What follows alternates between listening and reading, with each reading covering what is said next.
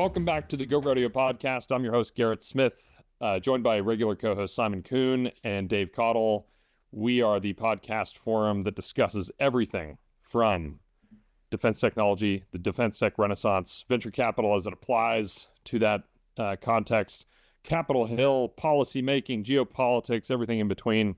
This is the definitive forum for all of that and much, much more. I am coming off of a sickness, so if I sound especially sultry and gravelly today, that's why. It's not comfortable, but it sounds good. And appreciate your attention to that. Simon, shirt. Let's talk about your shirt today. It's a shirt from a tattoo shop in Richmond, Virginia called Absolute Art. Yeah.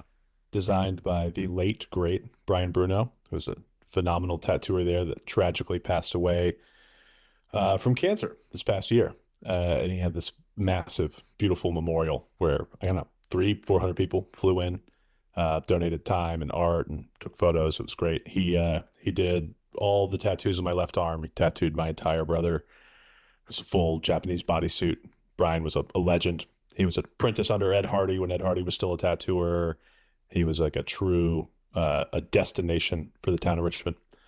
And he designed really cool t-shirts and really cool tattoos. And there's actually a massive, if you're ever in Richmond, Virginia, you drive by, there's a huge neon Hocus's wave that like stands out. You couldn't miss this tattoo shop if you tried, because there's this massive neon Japanese wave. Like, it's such a cool destination in the town.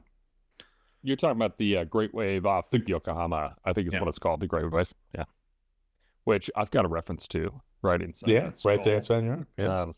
Let's see the chest piece on that thing, on that shirt. What is that? So it's I think it might be the wave as well. No, it's just oh yeah, just some waves. You got some. Yeah. You got some waves. Yeah. Okay. Well, it always shocks me how central Richmond ends up being in the world of punk and tattoo and a bunch of other stuff. It's pretty cool. Was your guy Bruno? What was his first name? Brian Bruno. Brian. Was Brian Bruno featured in that film that you've talked about in the past? The you know what I'm talking about? That whatever that film was, the documentary tattoo film.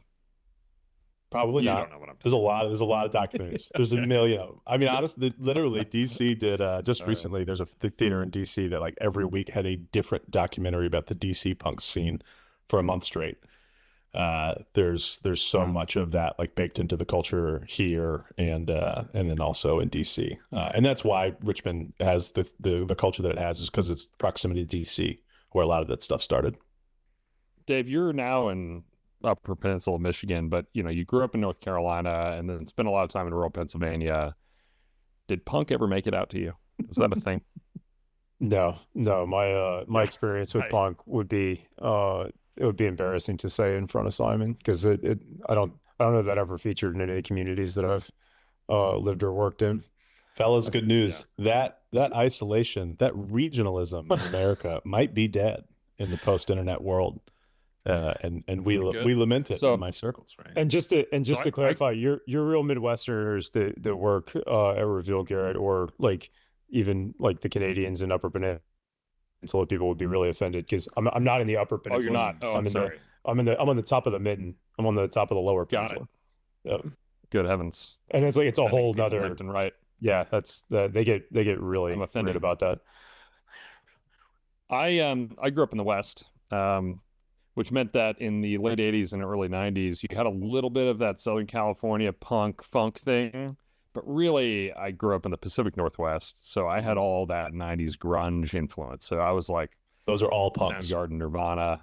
All of them. Are they all punks? Well, so Dave Grohl was a DC punk who, with his punk band Scream, was on tour, and they broke up in Seattle.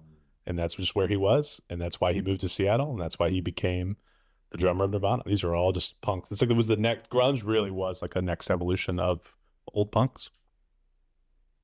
Do you know this guy? This hopefully will serve as somewhat of a pivot point, but you ever heard of a guy named Jason Everman? Do you know who this is? Oh yeah. Famous amongst all of our circles, right? Yeah. So Jason Everman, he was a musician before he eventually became a Green Beret, but he was the lead guitar in Nirvana and in Soundgarden. Am I right about those two bands? Yep. Some both. And then decided he needed to go, defend the nation. Pre 9/11. Became a Green Beret. Pre 9/11 Green Beret, and then went and did everything GWAT. Oh, yeah. Right?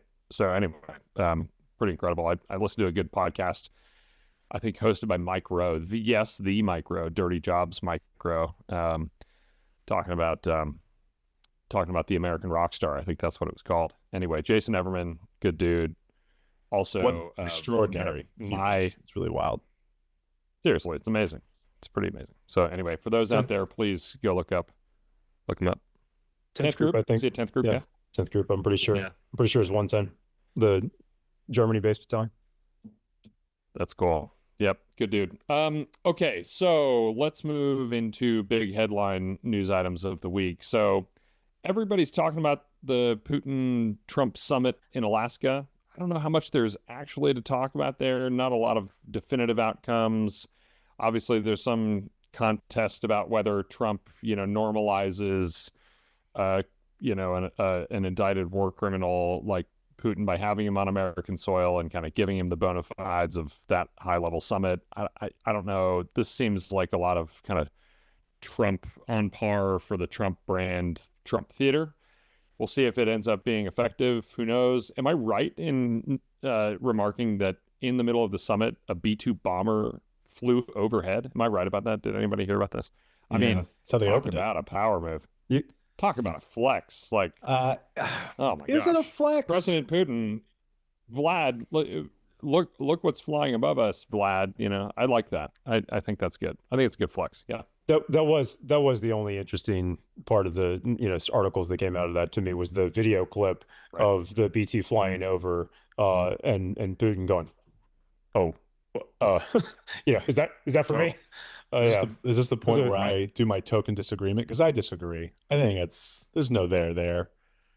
I think the whole thing is we put everything under a microscope because of the protracted nature of the conflict, right? So we're all looking for a thing that shows there's something happened there, and in a week, and I don't want to steal the thunder here, but almost immediately after that summit, you had Russian vehicles flying Russian flags and American flags, and so I heard the exact opposite from the other side. Well, look at what a disaster it was because they're flying flags and they're sowing discord. I'm like, I actually don't think anything happened at all. That's my take.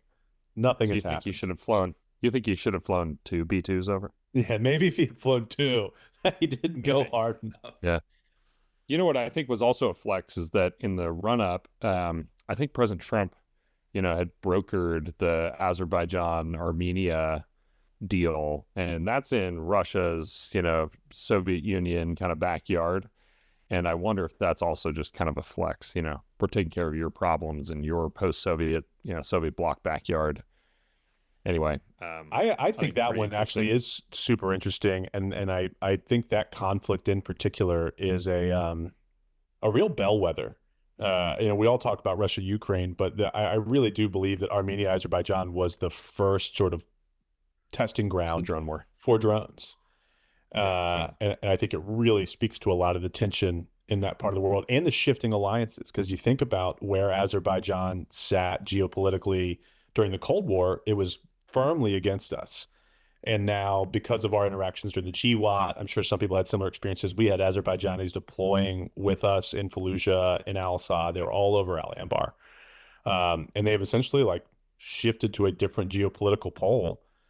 It's a fascinating snapshot of the changing world that we're in now. Yeah, pretty interesting. Energy state too, also deeply autocratic. I mean, it's an interesting thing. Now, whether or not this, go ahead, Dave. No, I was just going to say, Simon, you make a good point. Every time there's an event like this, I try to read the news coming off of it. I also try to find a Russian media outlet to understand what how that message is being what message is being put out in Russia. I'm probably on some list now at this point for consuming Russian for consuming Russian media. But yeah, it was colored there obviously as a massive diplomatic triumph. I mean, of course it's going to be. Think about how all fired up we were about those deep penetrating strikes on strategic Russian bombers. What has been the material effect? of that, which like that's kind of the barometer in my mind. If it's not as significant as that, I don't see how it could actually be moving the needle. That's the bare minimum for me in this conflict now. It's been going on for 10 plus years. I don't know that like meeting for an hour chat and a plane flies overhead is moving the needle on a decade-long conflict anymore. Now, whether related or not, just I think last night the news hit that I don't think this was necessarily in response to any sort of outcome in Alaska or lack of outcome in Alaska, but the Russians launched pretty sophisticated deep strike munitions into Western Ukraine to hit a facility owned and operated by Flex, an American company. So these are American assets. These are potentially foreign nationals, Ukrainians, but American employees in Western Ukraine in a town called Mukachevo, unless I'm mispronouncing it or misreading this article. Pretty interesting though. I mean, we're talking like 800 kilometers into Western Ukraine. This was targeted. Like this was not a mistake. This was a targeted event.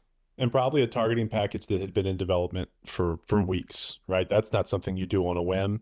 And I think that speaks to the summit was theater in my mind. I don't see how that really changed the material conditions on the ground for anybody. They're still launching strikes. They're thinking first and foremost about how to win the war, not how does America think about my involvement in the war. Yeah. So yeah. I had not heard of, maybe one of you can educate me. I had not heard of Flex before this news story broke. Is this a legit military target? Are they making military capabilities and munitions and stuff, or is this they make coffee makers? Do you know? I think I don't know. Yeah, I don't know. It's sizable though, right? There were something like, I don't know, 3,000 or 4,000 employees in zone, right? Like we're talking hundreds of thousands worldwide. I think it's a pretty sizable operation. I doubt that it's like a military supply chain target. It's not like I mean, it's not like it's building one-way attack drone components or they're not building weapons. I haven't seen anything. It's not like an artillery factory. Right. But I mean, to the point, and I think we talked about this a bit earlier, in a world where electronics are the mechanism by which you do everything, that's a de facto critical technology for warfighting when small electronics are your weapon of choice. Well, and this makes me think, I've been listening to some podcasts talking about Civil War, post-Civil War in the United States, and like the whole Sherman episode of, marching through the South and burning civilian infrastructure and basically making the civilian population in the Confederacy suffer was a key, driver of bringing the Confederacy to its knees. And we've seen since, wars beginning. Well, and we've seen since the war's beginning that Russia has very few scruples about striking civilian infrastructure, hospitals, schools. Right? Parker, our CTO, and I visited a town in Ukraine called Zhytomyr, just outside of Kyiv, and like the only thing that had been hit in that town was the K-8 school. Like that. So this is, I think, squarely in line with Russian tactics, call it, but it is of note that they very deliberately targeted an American asset in this case, especially right after Alaska. Like I'm trying not to put the tinfoil hat too deeply onto my head, but like post Alaska, like is the way that you're going to show goodwill by, being invited to a summit with the American president, you're going to hit an American company, really? Like that's zero interest that's interesting. in goodwill. They do not care. Like that's my takeaway. Right. It's like clearly they don't care. I think that this conflict escalates before it de-escalates. It almost has to, because a state like Russia is not going to respond to anything other than force, right? I mean, this is a truism, I think, across the autocratic world. When the United States tries to do everything but, hard power projection, it usually ends up getting to hard power projection as the only viable option. And then you either decide to go there or you don't. Agree completely. There's not going to be, no one's setting down their guns just because. No. You will create real world conditions that make them go, oh, this isn't worth it anymore, or it will not stop. I looked. I do wonder. Yeah, go ahead, Dave. Yeah, Dave, I I, look- I want to hear what you have to say that could make you smile like that for anyone who's well, not watching the video. I looked it up because I was curious, and y'all make a good point, which is like it doesn't. Well, I looked it up because I was curious. It's household appliances, coffee machines, consumer electronics, Yeah. or at least that's what's been reported. Which I think matters. That makes it worse. That like it's not in no way, shape, or form a legitimate military target. However, unless you think about like coffee is, you could probably cripple the entire United States Navy by attacking its coffee supply chain. I mean, to that Civil War Good point. the point of Sherman's attack was not we have to go attack civilians. It was we're going to go cripple their economy, and the economy was Right. agrarian, right? And like that is a true like. Yeah, burn. I always feel odd about like, is this a legitimate military target? I'm like, if it's schools, no. If it's economic activity in the state that I Yeah. need to capitulate, sure. That is, Yep. there will, look again, no one's going to set their guns down just because, certainly not because you beat up my fighting men. It's because of I feel political pain. I feel national geopolitical pain. And you've got the international business community, which Ukraine is trying to attract into their country. Like they want deeper ties with the West, they want deeper ties with the EU and the United States. And if now American companies are not able to operate within those borders with the safety the understanding of a safety bubble around them because of the geopolitics, well, that norm was just kind of like toppled, right? So that's I think that's a negative statement on the direction of the conflict. And again, escalate before it de-escalates. And I think this matters for how we think about INDOPACOM, because I think I still feel like the international norm, the U.S. norm of hitting American troops, hitting American citizens still feels like a red line, but we're towing towards that red line by hitting things that Americans own and things that they produce, and where I have no doubt that this American-owned factory in Kyiv has folks who fly to and from America, whether they're American citizens or Ukrainian citizens. Clearly, they're going to do some back and forth because they do business. So we are like inching towards how much of an American interest is Russia allowed to attack on foreign soil. So quick correction. It's not in Kyiv. It's in Mukashenko, which is 40 miles from the Hungarian border, which is NATO, right? So like we're talking very far into the west of Ukraine. This was apparently it was the first time this city has been struck in the entirety of the war, and we're almost 3 years in, right? So like, or no, we're over. Are we over 3 years? We're 3.5 years in. Sorry.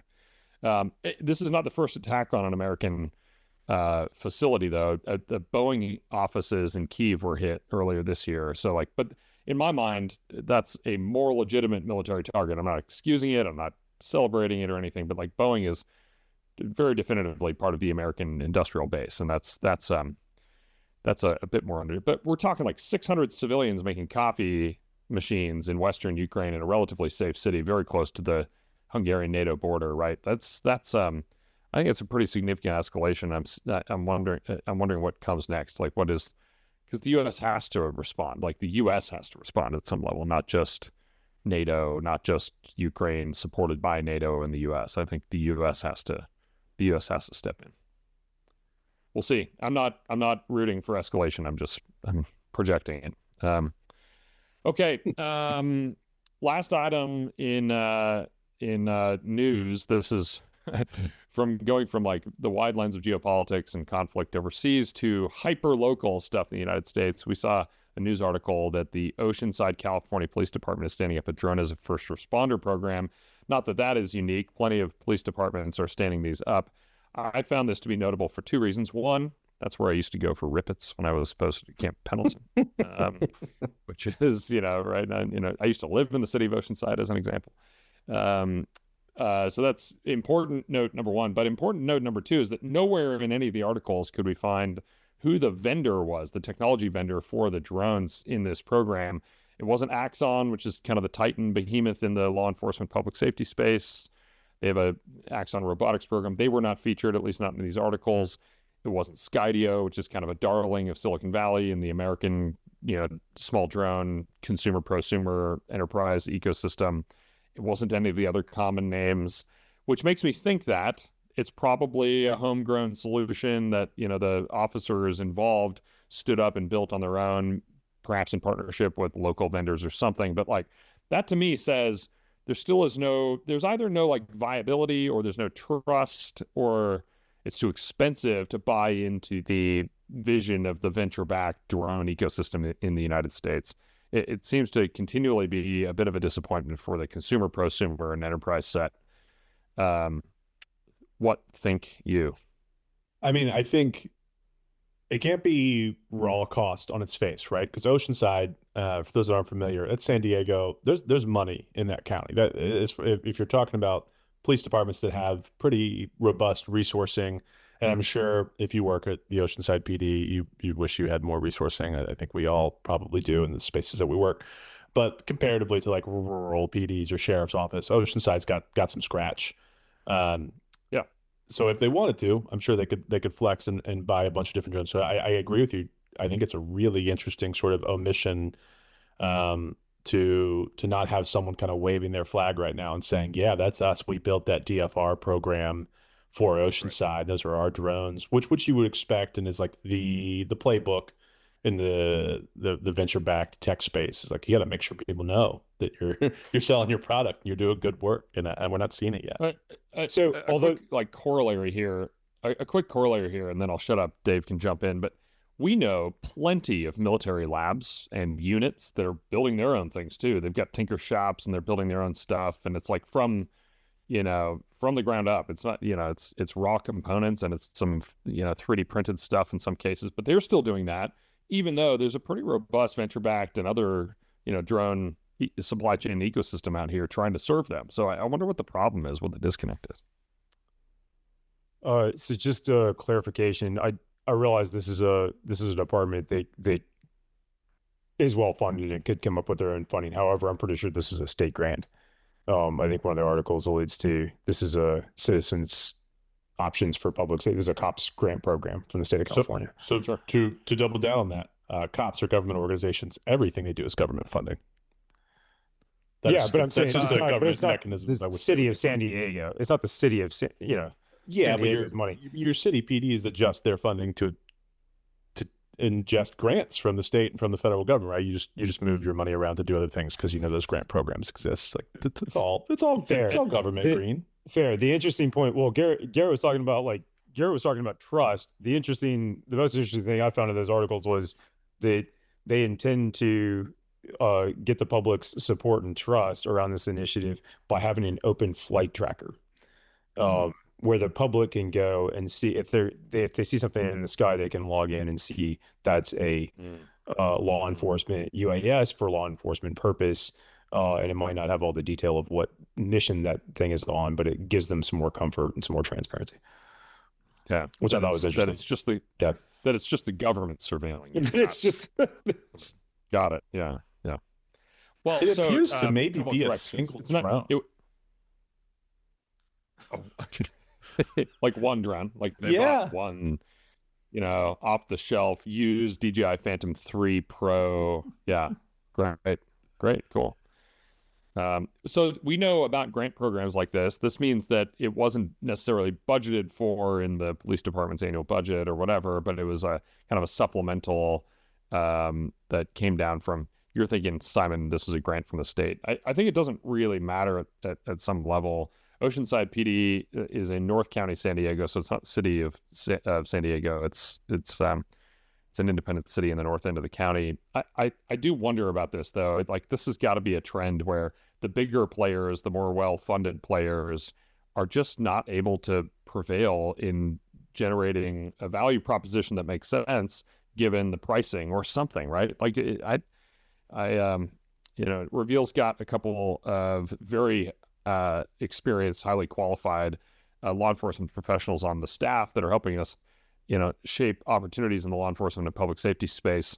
And DFR is not a new thing. So I fail to understand completely why we're not seeing more significant, players in this.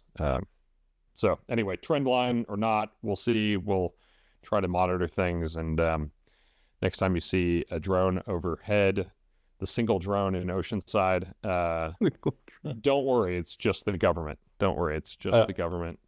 And I want to be And clear, the only reason I say that is because I found an article from the local San Diego news that kept referring to it as the drone, and then like the team of guys that are flying the drone. And I'm like, this is just one? Is that? I'd love to know. If you know, reach out to me. If it's one That's drone, amazing. and if it's one drone, it's really cheap, and they didn't get all tangled up with a venture-backed company, it could just be that the police chief wants to put a big old virtue signal out there in the market that he or she is an innovator, you know? I think we may be reaching, at least internally, peak virtue signal, and there's a possibility that every decision made was made to signal something to someone somewhere. Totally. And therefore, it's like one of maybe my just phrases. acknowledging that it's a virtue signal is a virtue signal in itself. I'm not fooled by you guys. Yeah, but the price tag, That's the right. price tag in a couple of those articles was somewhere between $250 and $300,000, right? So if it is one drone, then it's one drone plus like That'd be awesome. plus like Brink Live Ops, plus like a Cape software stack, plus like Shot Spotter or something, all wrapped in supporting one single airframe. That seems likely. I will say the article I was looking at talked about how it's going to be piloted from the roof of their headquarters by a team of officers, which does require some pretty sophisticated, beyond visual line of sight command and control. If your intent is like, we're always going to be here running it from the HQ, and that guy's just going to be out there in the world. So this is what I think is going to happen, and then we have to pivot from this topic because it's just about to go down a weird rabbit hole. This is what I think is going to happen. There's a gentleman's club in Oceanside, California called the Main Attraction. You just know that team of cops on the roof of Oceanside PD headquarters, like likelier than not, there's going to be a lot of needed drone surveillance activity in and around the Main Attraction. They're keeping an eye on things. We're assessing the situation. Just keeping an eye on things. Yeah, got to keep an eye on things. Okay, all right. Let's move from that into a couple of more focused government relations related, go-to-market related items. I'm going to hand the mic definitively off to Simon to kick things off, or maybe it's Dave. Dave, is it a you thing, or is this a Dave, or is this a Simon topic? I think we start with Dave. Okay. Actually, I'll kick us off. Hit it. I think I'm gonna lean on Simon pretty heavy, but so we've started to hear from our customers some whispers of intended changes or responsiveness to both likely policy coming from Capitol Hill, but also black and white memos published by the Pentagon and how the services are going to address those. Some of these are starting to break in the news. The one today or a couple of days ago was Army Futures Command intends to merge with Training and Doctrine Command, which is indicative of the larger total shift. The one that's more interesting that hasn't quite made its rounds in the media yet, but I expect will soon, is the whispers about Program Executive Office consolidation. I think there's a few different names that have been thrown around there, or a few different structures. But I think when we're talking PEO consolidation, we're not talking just fewer program executive officers, buyers of the Department of Defense.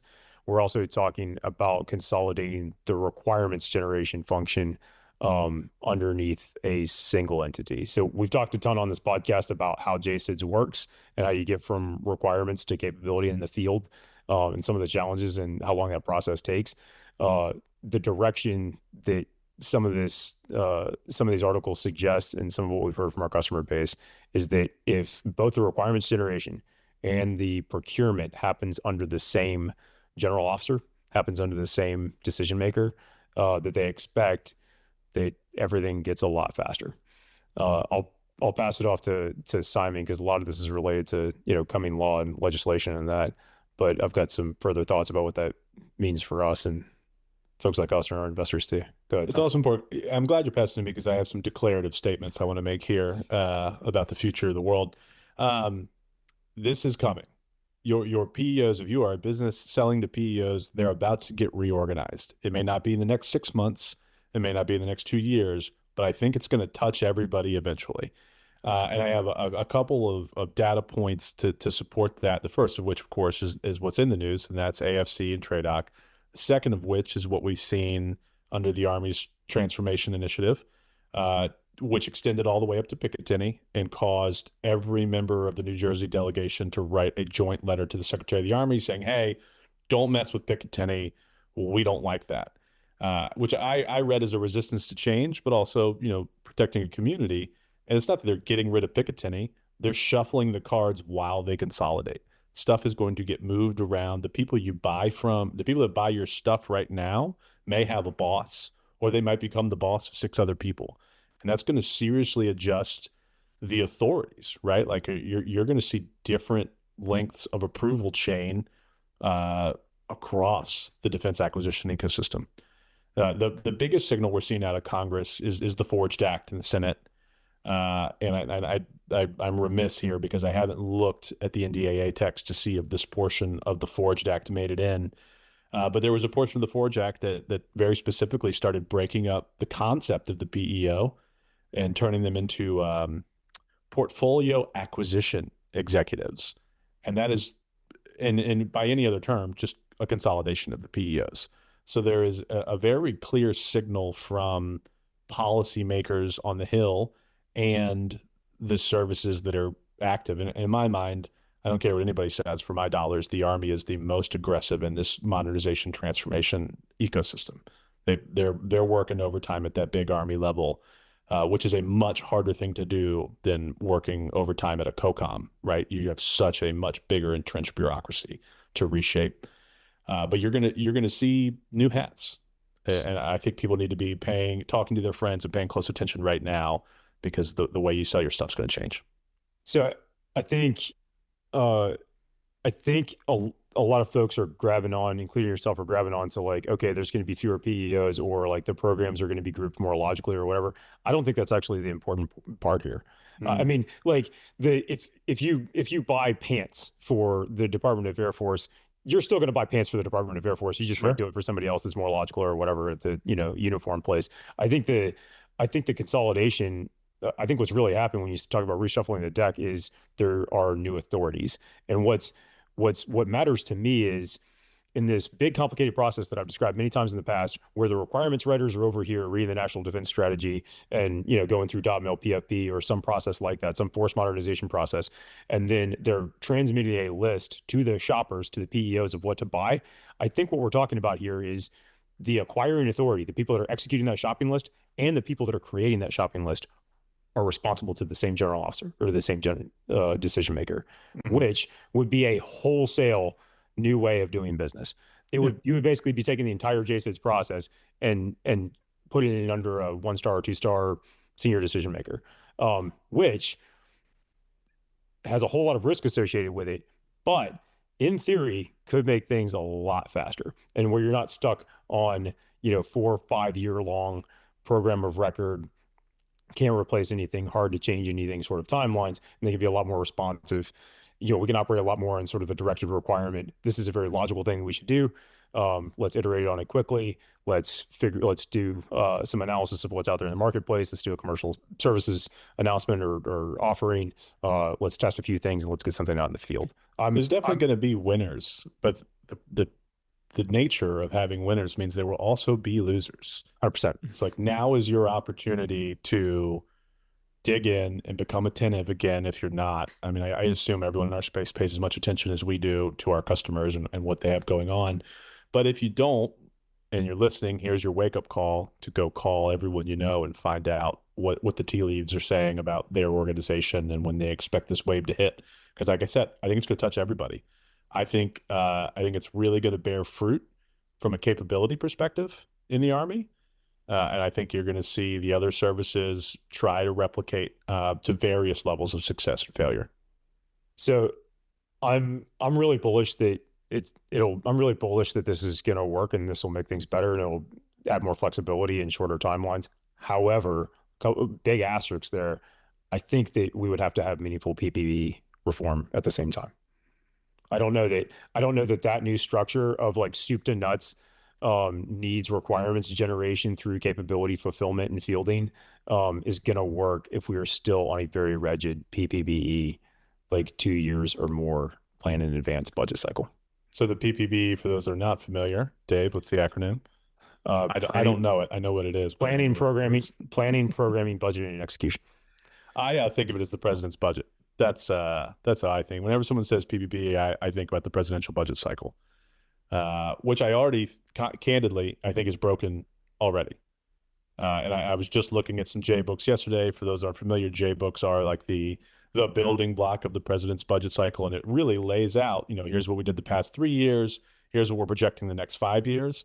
Go look at some of those J books, and they look wildly different year to year. Those projections get absolutely shredded year on year. And that's for a million reasons, to include new political priorities, new realities of capabilities, the changing shape of acquisition.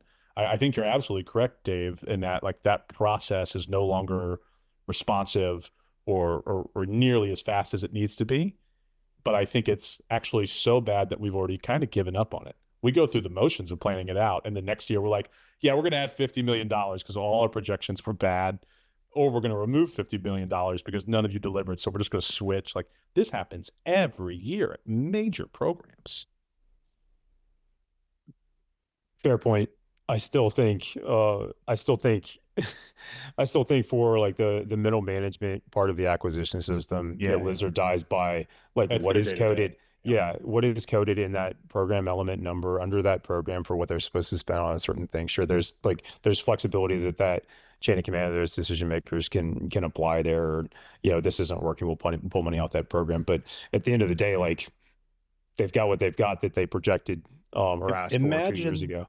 I was literally looking at this. Imagine how frustrating this scenario is. You do this work every day. You do it every year. You come up with this plan. You're projecting 5 years out, and you project that for the next 5 years, program X will have $100 million, and next year it has $170 million instead. Are you going to cut it by 70 million for your next 4 years? No, you have to redo all your projections. Like every year, it seems like is a new punch to the face. We appreciate all the hard work that you do and all the time you slaved away, but what if we threw it out? And that's before we even talk about things like reconciliation, right? Which is $150 billion that's not factored in there because it's not a part of the base budget. They're just going to throw it all. Dude, it's broken. It's a mess. But I'm optimistic that this is a meaningful step towards fixing it. If you recognize that you can't have this huge bureaucracy with this community of folks over here that's responsible for generating the shopping list, for generating the requirements, and then this community, completely separate community of folks that's responsible for buying, getting the best taxpayer deal for the most capability against that list, and group them logically by capability, and put them under the same decision-making apparatus. That has to be faster. But its only limitation would then be, did we have to budget and plan for all these things in detail 2 years ago? That's the only way that it gets hamstrung. And it also matters how talented the people that are running that whole soup to nuts requirement generation to fielding apparatus are. What do we think the potential for acceleration against that problem is going to be, moving from requirements generation and budgeting to actual acquisition? So, the Reveal example with one of our products is that it took us, I'm going to call it 3 or so years to be in meaningful acquisitions discussions. And then we'll be at 4 or 5 years by the time we're like rounds complete on low rate fielding and are actually like moving into a full rate fielding scenario. That's just rough timelines. Take those as round numbers, but that's slow for the venture-backed ecosystem. And I'm not saying that's the only place where capability should come from, but it is the place that's generating the most innovation heat and is complaining the most loudly about the rate of innovation uptake or the ability to, onboard new tech like that that's coming out of that ecosystem. So do we think that there is going to be an acceleration, like a meaningful acceleration? Is it 6 months? Is it 36? Like, what is it? Yeah, I use the example of it'll look more like director requirements and answering director requirements. I use that intentionally because we've already seen a couple of DRs, and one that we're really familiar with is the loitering munitions director requirement. So in that case, General Rainey told us in a room with other industry folks that he had issued a directive requirement to procure loitering munitions for infantry soldiers. And I think within about 12 months, the program office started buying AeroVironment, started buying AV. Right. systems for the LASSO program. That's right. I mean, it was pretty quick. Yeah. So I would say that. I wonder where that money. So I have thoughts on Okay, that, go ahead. and it's a Go ahead. topic we've talked about a Yeah. bunch. My first question is, was that replicator dollars, which is like an extraordinary act thunderbolt that comes out of left field and kind of, spices up the traditional acquisition process, i.e., can you make it faster and more efficient for something that doesn't have all eyes on it? Because we've seen with MRAPs and body armor and up armored Humvees, like, yeah, you can solve the problem by getting the depth sec def to go sit on it, which is exactly what I'm not. This is not besmirching those Army acquisition folks, because LASSO is an awesome program and it's important work, but it also has the attention because of the war in Ukraine, right? This is like a hot button topic, and people have recognized that we need that capability now. So what about stuff that they're not looking at? Dave, take a swing at that, and then I've got a follow-up question, same topic. Unless you don't want to take a swing at that. I mean, no, I will. I think Simon's right. I just think that in that universe, like in our current system, that probably took a phone call between the 4-star general in charge of Army Futures Command, General Rainey, to the head of ASALT, Doug Bush, to accomplish. But it also required resources to be freed up, right? Like absolutely, because you're not on that budget cycle. So someone had to come in and be like, "Oh, don't worry, here's $300 million. I'm going to take care of this." So it took a really shiny object to accomplish, because everybody was saying, "Hey, look at the war in Ukraine. Like, one-way attack is just a thing that we have to solve right now." But my point is, if you have that sort of authority, from requirements to capability development to fielding or execution, all in the same house on the same roof, there's no reason why you can't do that for everything that's logical. The soldiers are hot and they're passing out in the jungle in South America. Okay, make them a lighter weight uniform. There's no reason you couldn't apply that logic to anything. As long as you have the flexible funding, yes. Right? Like, because if your funding's locked to a program of record, then you get asked out. Yeah. Well, and here's my follow-up question, or my segue into a follow-up question. For a thing like a uniform, I actually have no idea what the compliance boxes are that you've got to check along the way. But like for a tech solution, you've got to go through, a full-blown RDT&E regime where you've got to do testing. Yeah, you need an interim authority to test, and then you move into ATO, and then it gets certified on whatever network you're going to be running on. And so, like the example of leveraging the maybe replicator dollars, but certainly the LASSO directed requirement to buy AeroVironment switchblades was because that was the only certified, compliant, viable option to do on the timeline available. So my question, again, coming back to like speed, acceleration, whatever, like let's say that you've got the authority, right? You've got the directed requirement, you've got a 4-star, and maybe that's what it takes. Hopefully that's not what it takes every time. You've got the money, maybe it's out of left field replicator dollars or the offset dollars or the hedge dollars that I think flowed down to DIU and other stuff, right? So like that can happen, or a congressional appropriation, directed appropriation. But how do you accelerate the compliance regime, right? The ATOs and all that stuff, right? Because I'm sure that there are technology companies out there who are like, you spent how much money on switchblades that might or not work in that theater, but you only bought them because they were the only ones that were ATO'd, right? Like, what about my solution that's like a third the cost? We're about 6 months away from ATO. Could you just accelerate the ATO and then spend some money on me, right? Like that. So anyway, I don't know. I think, hold on, I want to double tap that question because I want to know, maybe I'm just too much of a layman, but to me, it sounds like compliance is for nerds. Because I don't think the speed of the battlefield cares. I see these huge hacks happening to Apple and Microsoft and all these different people. No one seems to be able to stop them. Meanwhile, I know for a fact in Russia and Ukraine, the EW systems being deployed by both sides are hitting their own drones and knocking their own stuff out of the sky. Like, there's just no time to build the perfect cyber secure, unhackable, like everybody lives in this safe conclave network. Who cares anymore? American units are buying their own end user devices, their own radios, and their own drones because the compliance regime prevents them from getting anything. Throw it out. So throw it out. But I'm just wondering if this. I'm wondering if this is even.